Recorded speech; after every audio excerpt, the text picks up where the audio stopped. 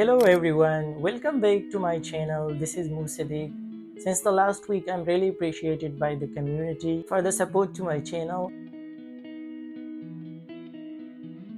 Today we're going to talk about very interesting things like what are the job responsibilities of medical laboratory scientists in USA and what skills you require to become a medical laboratory scientist, and most importantly how the laboratory system operates in the USA, and what is actually College of American Pathologists and AABB and CLIA. And also we're going to talk about what is clinical variances and red rules. Stay touch. So medical laboratory scientists are highly trained healthcare professionals that analyze the patient's specimen for laboratory testing by using different scientific techniques, and they analyze a lot of different body fluids, blood, specimen, urine, synovial fluid, peritoneal fluid, cystic fluid, a lot of fluids. So the major part of the job responsibility is to performing the complex laboratory testing by using advanced equipments and scientific techniques, and work in different departments of the laboratory, such as clinical hematology, clinical chemistry, microbiology, immunology, cytology and cytogenetics, molecular biology, and most importantly, they also work in a blood bank transfusion medicine. So we are going step by step through each department, like what are the main responsibilities and what they work actually there. So first of all, we're going to talk about the hematology. In hematology, the clinical laboratory scientists are usually perform very complex laboratory tests such as peripheral smear of the red blood cells, the white blood cells, and platelets. Either they have anemia, leukemia, or thalassemia, based on the morphological structure of the each cells, and also differentiate the different hematological disorder. So for example, if someone have an anemia, so either it is an normocytic normochromic anemia, or it's a macrocytic hypochromic anemia, or it's a microcytic hypochromic anemia, or either it's a megaloblastic anemia. This all depend on the red blood cells morphology, which can seen by the medical laboratory scientist. Also, if someone have a WBC disorder, either it's a acute myeloid leukemia or chronic myeloid leukemia or CLL or CML, MLS also perform in hematology the hemoglobin electrophoresis for like a hemoglobin F, hemoglobin A1 and 2 to differentiate the different type of hemoglobin to diagnose the thalassemia types. In hematology, MLS also work on the coagulopathies diseases or coagulation analyzers. They perform the test for the PT, APTT, fibrinogen, heparin, D-dimer to diagnose the coagulopathies like disseminated intravascular coagulations and bleeding related disorders.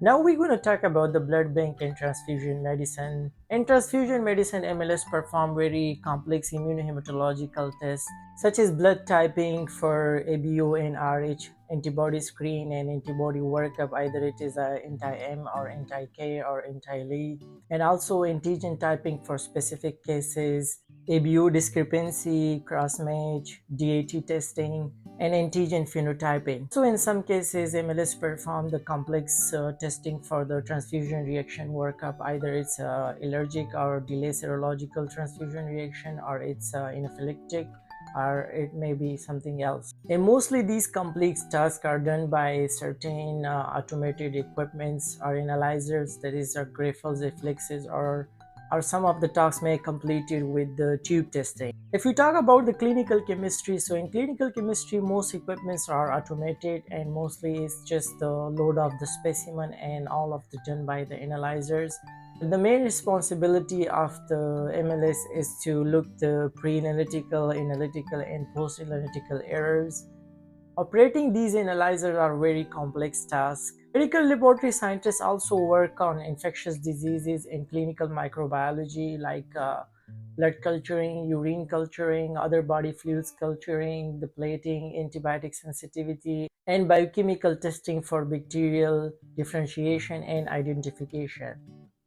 These all was the testing responsibilities. Now we were talking about like how actually maintain the equipments and the system flows, that how it actually work. So MLS also operate the analyzer. They do the maintenance, either it's a daily, weekly, monthly, and also they have to calibrate the analyzers, and they have to troubleshoot the errors if there is something a problem. So they have to figure out like where is actually the problem and what necessary steps they need to take for that, and to find out the solution for that problem. And one of the hard job for the MLS is to troubleshoot the QC. They have to run the QC, and if the QC didn't pass, you can't run the patient. They will consider a red rule. We're going to talk about the red rule later. So before running any patient in any department, you must have passed the QC on every analyzer. So normally in the laboratory system in the US, there are 3 shifts working: morning, evening, and night shift, first, second, third, and each shift have their own certain responsibilities. But QC is one of the common thing that each shift have to do for everything, and there are certain tests that need to QC in each and every patient with every patient. But a certain analyzer you have to QC like in every 8 hour or every 24 hour or maybe in a 12 hour. It depends on the organization. If we're just going to talk about the QC troubleshooting for like in clinical chemistry, if you run the QC and it didn't pass, you have to just simply rerun the QC, and then again it didn't work, then you have to troubleshoot for everything. Like you have to check your region, you have to check your QC, and then you have to calibrate the region, and then if it didn't work, then you have to change the region. And if it didn't work, so there may be big issues. But in their cases, if your region have a lot of tests are already done in previous shifts, so you have to do the patient look back, which is kind of very complex task. Like you have to run the previous all the patient, and you have to analyze the old results and current results, and you have to calculate the standard deviation and measure the difference. If it's a high difference, you have to do the result correction. So it's kind of very documentation and a lot of stuff. So this is all troubleshooting that included in clinical chemistry and hematology and all other departments. One of the most important job responsibility for the MLS is to verifying the result, because this is the end point. If you were running the patient on analyzers and it give you certain values that may be changed and may be critical, maybe delta, so you have to use your all knowledge and skills in the patient history to verify that results. It might be wrong, it might be very abnormal. So in their cases, it required a lot of attention and focus to verify each and every results that match the patient clinical history and diagnosis to maintain the accuracy and precision. We're going to talk about the critical and delta values. So critical values are the values that are suddenly dropped. For example, if someone have hemoglobin, like normal hemoglobin for female is 12 to 16 normal, but suddenly it dropped to 6 or 5, it's considered a critical value. If I'm giving you the example of the clinical chemistry, so if potassium or sodium suddenly drop or high or glucose up and down, so this is called critical values. You have to call that physician to the nurse to document and communicate to, so they can take the necessary action for the patient. And delta value is actually if the values suddenly drop or up within certain time period, like a last 24 hour or 48 hours. Like for example, if I give you the example, so if someone have hemoglobin yesterday was 11 and suddenly it dropped to 8, like 2 or 3 units difference, so it will consider a delta value. That for that you have to take the necessary action to find out either his result is okay, either patient is not mislabeled, or the specimen is not diluted, or there is no hemolysis, lipemia, or QNS specimen. If you take all these necessary action, if you have nothing, then you can release that result, but you have to call that. And another one of the most important job duty of MLS is documentation. There is a lot of paperwork and documentation. It's kind of tough, but and this is really important. Like you have to document the test results, you have to document the QC's result, you have to document the maintenance record, you have to document every single things that you are do in the lab. And some of things in the computer and the software, and some of things are manually on the papers that you have to document every single thing. Now we're going to talk about the real rules. So we all know that diagnosis is very important for the patient care, and doctors are mainly depend on the laboratory test and how going to be the patient situation. It depends on the lab values. So for that, you have to always be very, very careful for that. Not just because it's a lab value only, but it's a patient life that out there and they're waiting for it.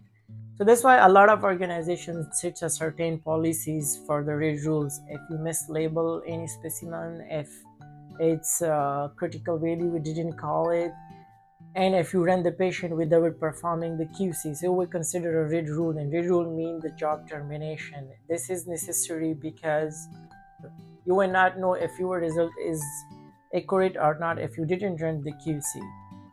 Now we're going to talk about the College of American Pathologists, commonly known as CAP. It's actually accredited agency that maintain the quality and standard of the all laboratories throughout the world by providing proficiency testing and CAP surveys and maintain the competencies of each employee. So if you are working as a medical laboratory scientist in a CAP accredited lab, so you have to maintain your record and competencies, and you have to do the CAP surveys.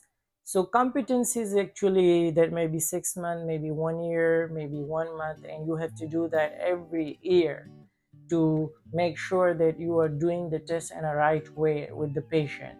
And that competencies, you have to run certain the CAP specimens and blood specimens, and you will see that your result is going on a right way and a wrong way. If there is any problem, so you have to figure out, or your supervisors have to figure out like what's going on.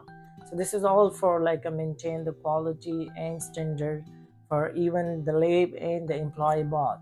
And for the blood bank and the transfusion medicine, the accreditation is required for the from the AAB, which is Association for the Advancement of Blood and Biotherapies. It's also accredited agencies that maintain the quality and standard for the immunohematology, for the transfusion medicine, that just to make sure that you are providing the blood products to the patient in a right way. Either it's red blood cells, or it's fresh plasma, or it's frozen plasma, or cryoprecipitate, or any other blood product that you are providing to the patient. So these two is not only inspection agency. There is a big federal regulatory agencies called CLIA, Clinical Laboratory Improvement Amendments. That US federal regulatory agencies, they monitor the AAB and CAP both for their work. And CLIA is administered by 3 other federal government agencies like the CDC, Center of Disease Control, Food Drug Authority, FDA, and CMS, Center of Medicare Service. So these all are regulatory and accredited bodies that monitor and inspect the laboratory operation to make sure that's all things working in a right way to maintain the standard and quality throughout the US. So now coming toward the most important things, that what skills actually required for you to become a medical laboratory scientist in the US. So actually it required you both scientific and technical skills. For scientific skills, like you have the qualifications, your education and your certification like ASCP, American Society for Clinical Pathology. But beside those scientific skills, you also need the technical skills like critical thinking, attention to the detail, problem solving, and communication, computer skills, time management, because time is really important, because you are not always getting the specimens on the routine time. Most of the time, if you are working in a main hospital, so they have a big emergency departments, and you have to run the state specimens as your priority. So state specimen usually have only 30 minutes to do all these complex tasks in a right way and verify the results. So it requires you a lot of skill and knowledge to do that in a right way. So this was all about the job responsibilities of medical laboratory scientists. I hope this is gonna work for you. If you have any questions, you can ask me in the comment section. And if you want to know about the ASCP certification, the all process and study plan, it's all on my channel. You can check it out and subscribe for more. Thank you.